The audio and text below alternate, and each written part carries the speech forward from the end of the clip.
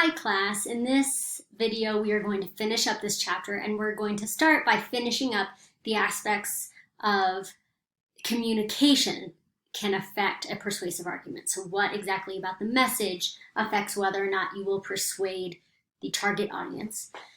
Moral emotion plays a part in this. Moral emotion is feelings that have a normative judgment. So when you're doing this, you feel great, or you feel that it is wrong and evil. Moral elevation is related. It's that emotion you feel when you see virtue in other people. An example of this and how it can persuade you was an experiment done by Grant. And what they did was they had volunteers call people to get donations for a college scholarship program. And for half of them, before they started to make the calls, they spoke to previous scholarship recipients. And so, they have that moral elevation. They feel good about the scholarship. And so those participants, volunteers, were able to get 3 times the donations compared to the control group that didn't speak to the scholarship recipients first. Another aspect is statistics versus personal experiences. Generally speaking, we trust the crowd over one individual. If you're buying something on Amazon and one product has a 5-star rating, but it's only one person who has reviewed it, you're not going to put a lot of weight into that. It's not going to persuade you necessarily to buy it. Versus if there's 2,000 reviews and it has a 4.9 rating. That's what you're going to go for. So generally speaking, we go with the larger crowd. There are exceptions to this. If it's a very vivid personal example, then it can be persuasive. What's another example with that? The language that you use in these vivid examples also matters. For example, Aronson did an experiment where he pretended to be, or he worked with utility company auditors who were going to people's houses to see how their homes could be more efficient. And a higher percentage of customers did the work that the workers suggested to improve efficiency. Anywhere from it went from 15% all the way to 61% just by making it a vivid example of what was happening. So it's basically like a football-sized hole where all this air is fleeing out of. Making it come to life like that made it more likely they were going to go do the work. Another example is appeals to identity. If you make it personal, think back to like the self-justification chapter. If it connects to their self-identity, then they're going to want to have it match what they think about themselves. And so you can also be persuasive, get them to change their opinion that same way. For example, there was a ad in Texas that the highway did to try to decrease littering. And there was a 72% drop in littering in Texas between 1986 and 1990 because they created a Don't Mess with Texas anti-littering campaign. When littering was connected to their identity as a Texan, then it was more likely to work. So again, connecting to that chapter 3 self-justification, like the don't cheat versus the don't be a cheater example. Basically, by getting people to think of an action, good or bad, in terms of their larger identity, they see the action as something that's central to who they are rather than just some random thing. And then another factor is whether it is a one-sided or two-sided argument. And so question for you. For this, if you are trying to persuade someone who doesn't know much about the issue, that capital punishment is important, that's a necessary thing for us to have, Would it be more effective to just argue your side? Or is it more effective to argue both sides? Because the person is not educated on the topic, a one-sided argument would work better. Whether you use one-sided or two-sided depends on if you have a well-informed audience and what their initial position was. If it's a well-informed audience who knows about the issue, then you need to use a two-sided argument. If you only use one-sided for an informed audience, they know the other side. They're going to think the reason they're not mentioning it is because they can't dispute it. If it's an uninformed audience, you want to use one side because a two-sided argument will confuse them. And they'll be too confused to be persuaded. So if it's informed, two-sided, uninformed, one-sided.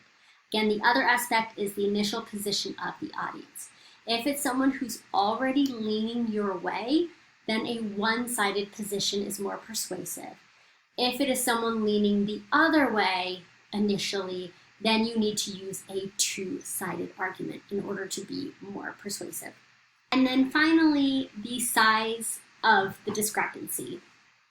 And so this means the size of the discrepancy between what they initially thought and what you're trying to persuade them to. So how big of a difference between their idea and the argument they're making.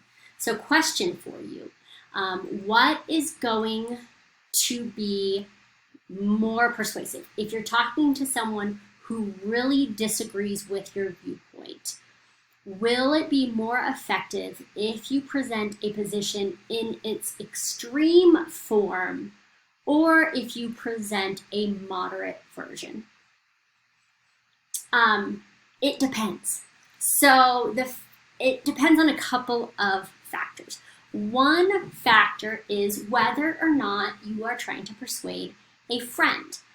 So if you are trying to persuade a friend, it is a linear relationship. So let me move me down here and show this to you. So this research was done by Zimbardo, and what he found is that, or for this, he had two close friends read about a teen who committed a crime, and then they privately were asked to give their recommendation. They were told that their friend disagreed either by a small or a large margin, and then they were asked, does this change your view at all? If there was a larger discrepancy, they changed their mind more. So if it was a small discrepancy versus a large discrepancy, the large discrepancy led to a bigger change in their opinion. So that is if it's a friend. If it is not a friend, if it's a stranger trying to persuade you, then it is a curvilinear perspective. So for this research, this was done by Whitaker, and what he found was that if it was a small discrepancy, a moderate discrepancy, or a large discrepancy between the person's original position and what they're trying to do, that it looked curvilinear. It looked like this. They changed their position most with the moderate discrepancy, and that's supposed to be an M right there. So small discrepancy had a small change, large discrepancy had a small change. It was the moderate discrepancy that had the largest change. For the research that was done by Hovland, Harvey, and Sharif, what they did here was they asked students what they thought about the town going wet or staying dry. And because if it's a dry town, by the way, that means they don't sell alcohol in that town. So all of the participants, all the students were in a town that didn't serve alcohol. So should the town go wet? Should it start selling alcohol, or should it stay dry? And so there were varying positions in this that they could make too, like go a little bit wet, just go all out, or stay dry. Some felt strongly either way, stay totally dry, go fully wet, and some were more moderate, like sell just a little alcohol, have strict rules.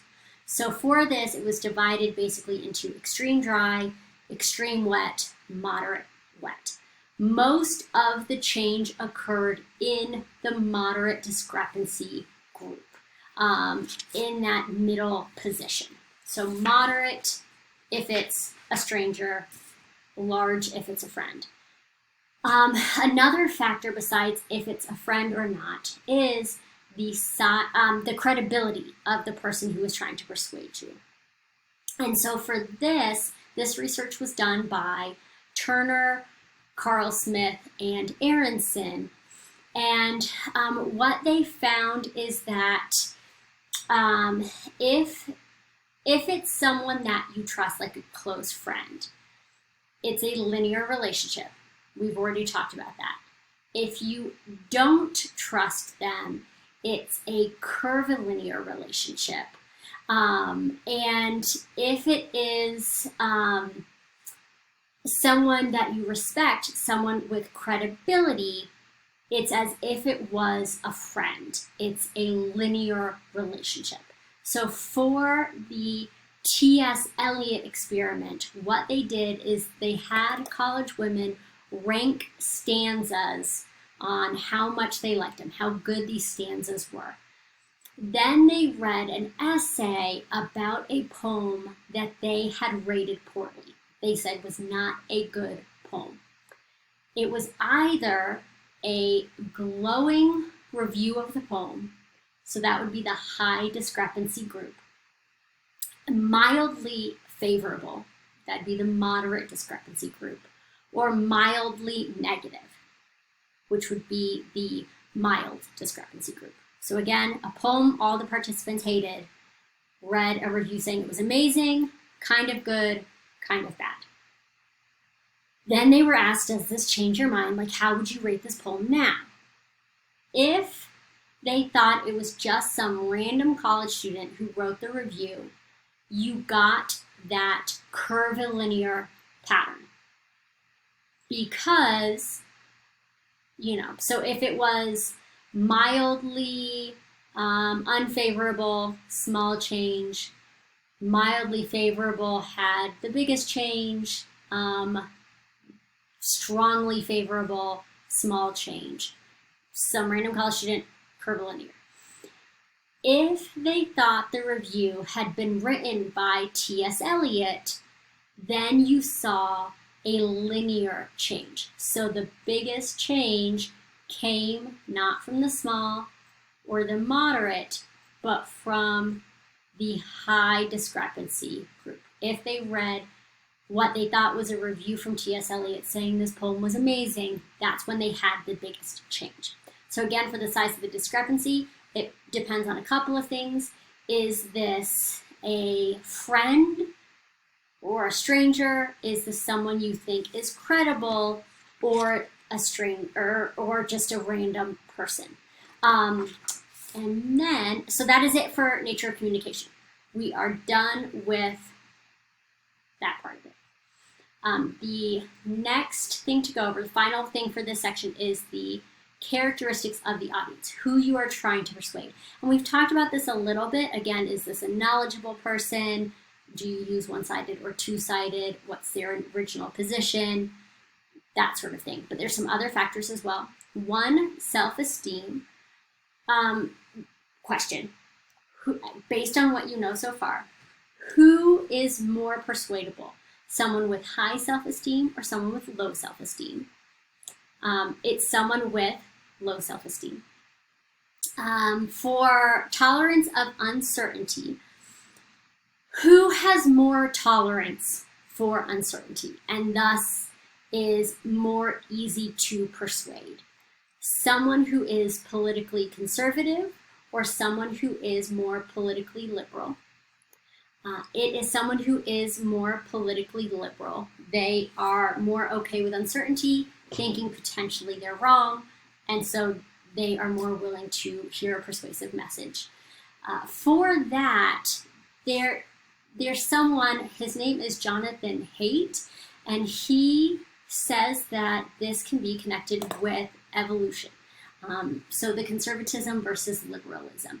Ideological belief systems evolved along this left or right dimension with two core sets of attitudes that go with them.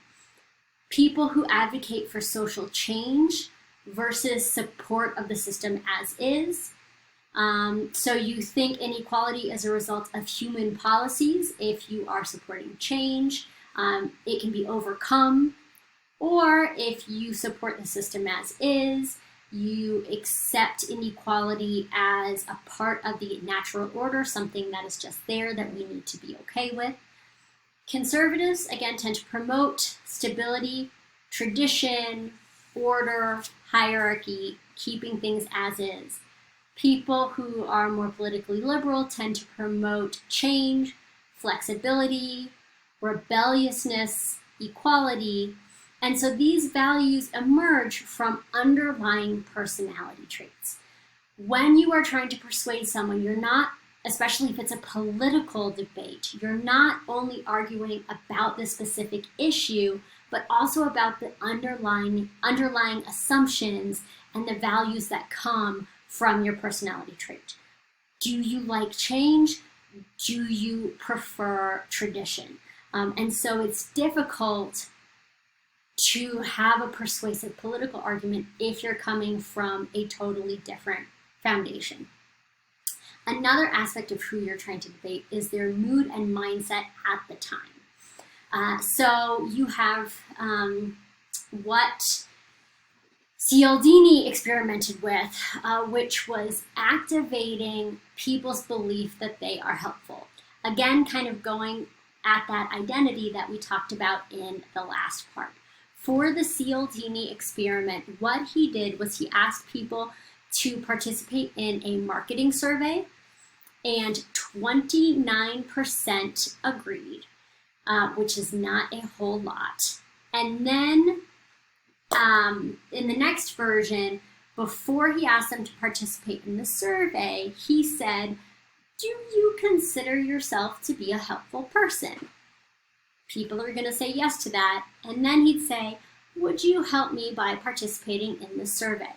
When he did it in that form, all of a sudden it jumped to 77.3 who agreed to participate in his survey. So 29% up to 77 just by activating that "are you a helpful person" mindset.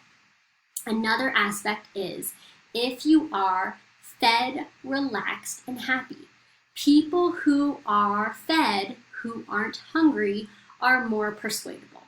If you're hangry, you're not going to change your mind. Another aspect is if you feel good about yourself. People who feel good about themselves are more likely to be persuaded.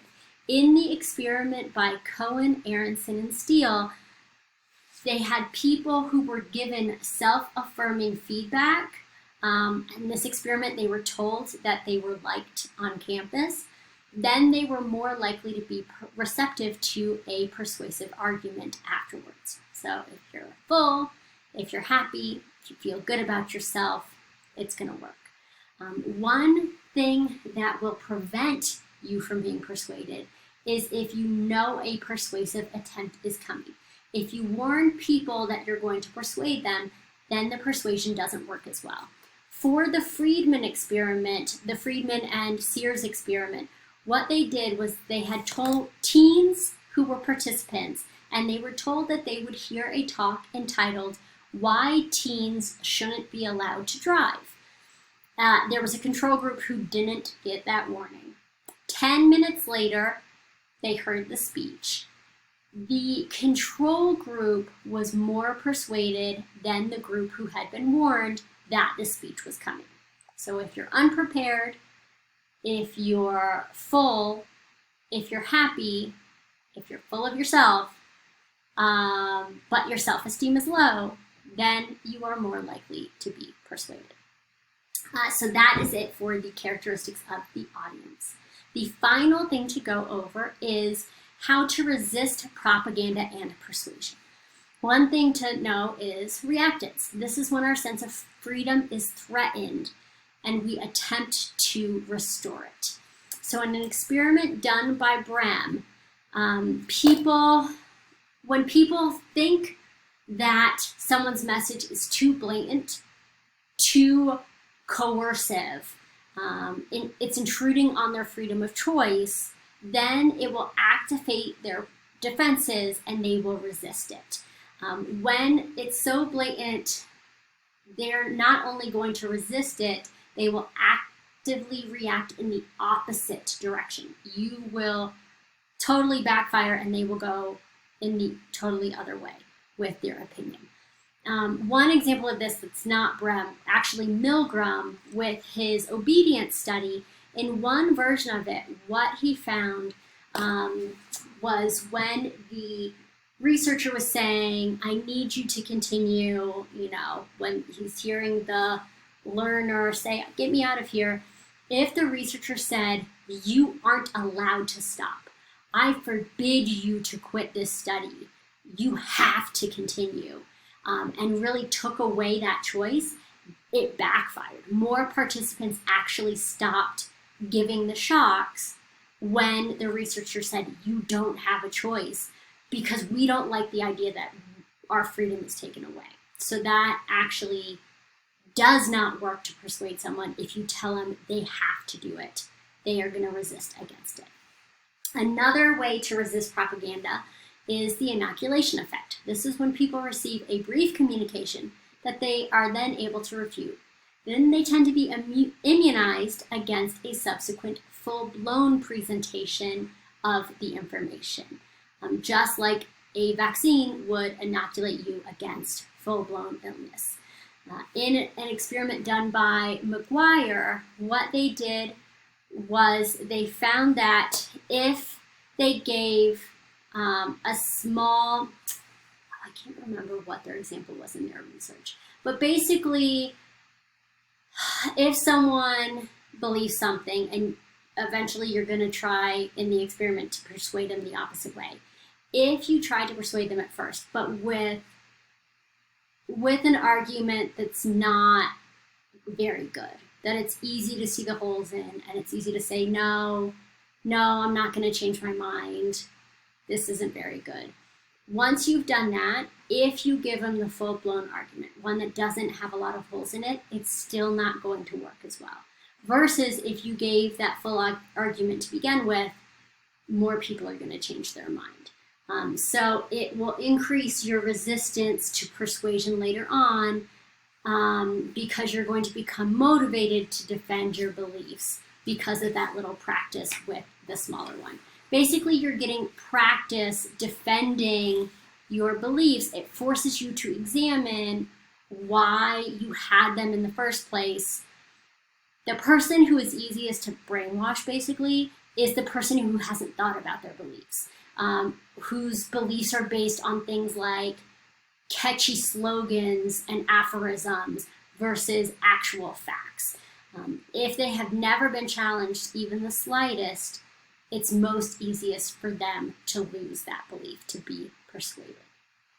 And so that is how you can persuade someone and how you can resist it.